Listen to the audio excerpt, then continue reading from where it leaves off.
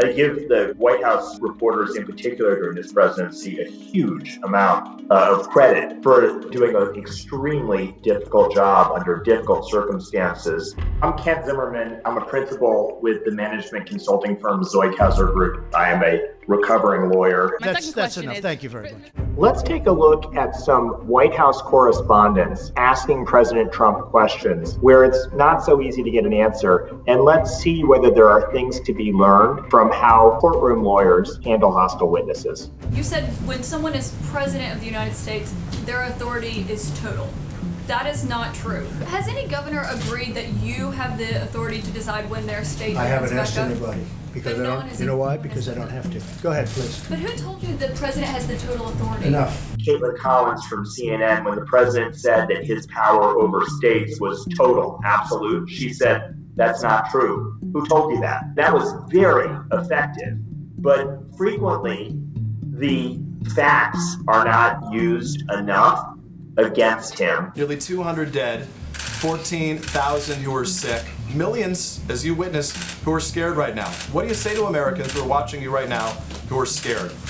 I say that you're a terrible reporter. That's what I say. That's not responsive to the question. Certainly, a judge would say to a witness, that's not responsive, please answer the question. It certainly is an option to say, is there a reason you're not answering the question? Do you have an answer to the question? And keep them focused on answering. To the extent there are other people, you saw Dr. Birx, you saw Vice President Pence behind him, certainly could say, Mr. President, you're not answering the question. Vice President Pence, are you able to answer the question? Dr. Birx, are you able to answer the question? That would be the closest I think that a reporter could come to trying to appeal to somebody else. You've said repeatedly that you think that some of the equipment that governors are requesting, they don't actually need. You said New York might not need 30,000. You said it on Sean Hannity's Fox News. You said why don't you people act? Let me ask you. You said why some don't states. Why don't you act in a little more positive? It's always trying to My question to you get you.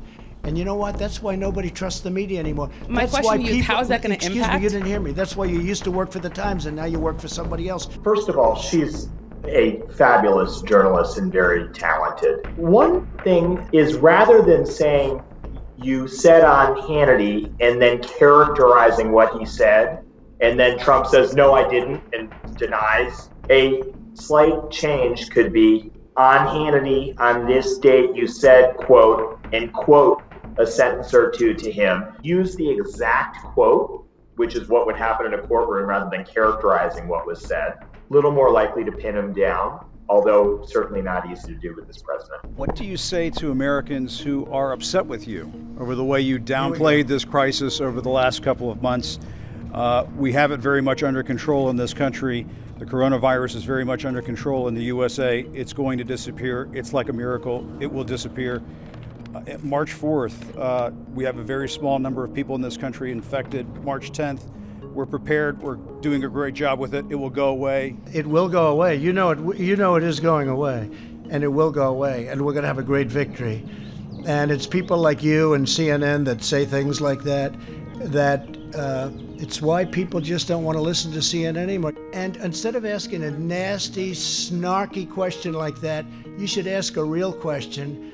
And other than that, I'm going to go to somebody else. The only thing I might have done differently is after he went into the why can't you ask a nice question, I would just say, sir, do you believe it's your job to tell reporters what questions they should be asking you? I might also ask, sir, do you believe that if you don't like the question, you don't have to answer it? I'm not sure there's much more that could be done beyond that. I think all that reporters could do is point out when what he's saying is false, which many reporters do. Jim Acosta has done that, and many others have done that. Yeah. On January 30th. What did your administration do in February with the time that your travel ban got you?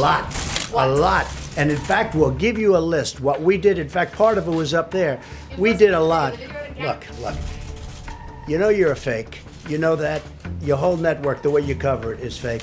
And most of you, and not all of you, but the people are wise to you. That's why you have a lower approval rating than you've ever had before, times probably 3. I thought she did a nice job. Could she have tried anything else? A couple of possibilities. One is, rather than an open-ended, what did you do in February? She could say, sir, can you name the top 2 most important things you did in February to protect the nation from the coming pandemic? Nailing him down on answering.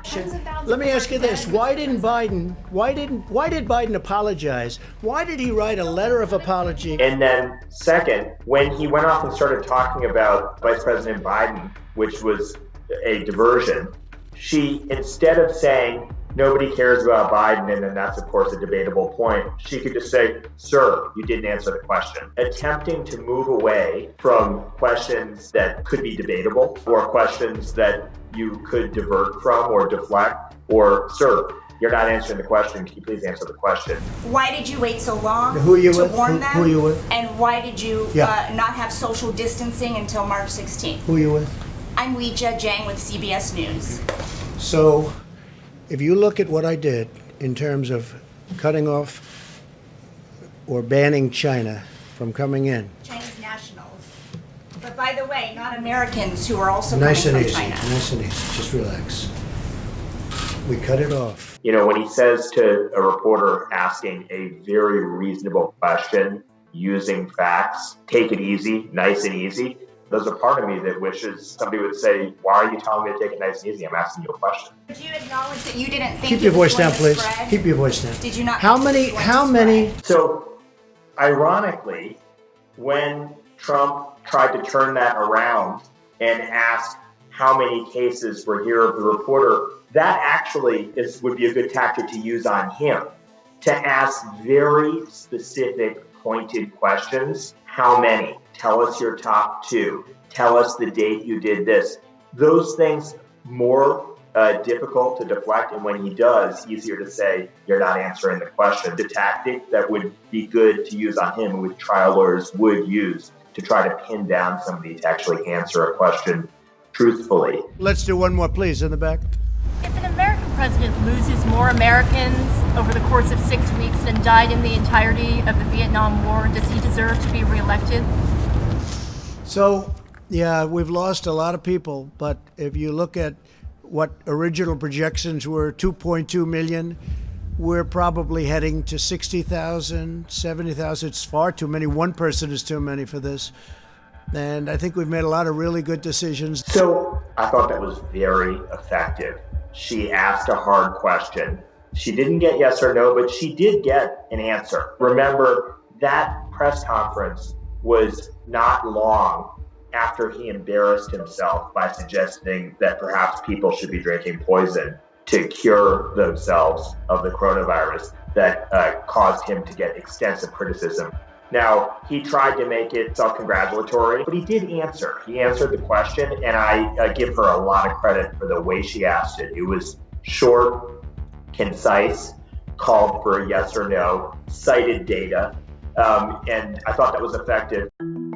Great journalists are looking for the truth. I think they performed extremely well under the circumstances. So I think we owe the press a great deal and should be very thankful for the work they do under hard conditions every day to try to hold public officials accountable, to get them to tell the truth, even when they deflect, even when they lie. This president, he belittles men, he belittles women, particularly women of color. I give those reporters, those journalists, a world of credit for maintaining their professionalism, for doing their very best to hold him accountable, for asking serious questions.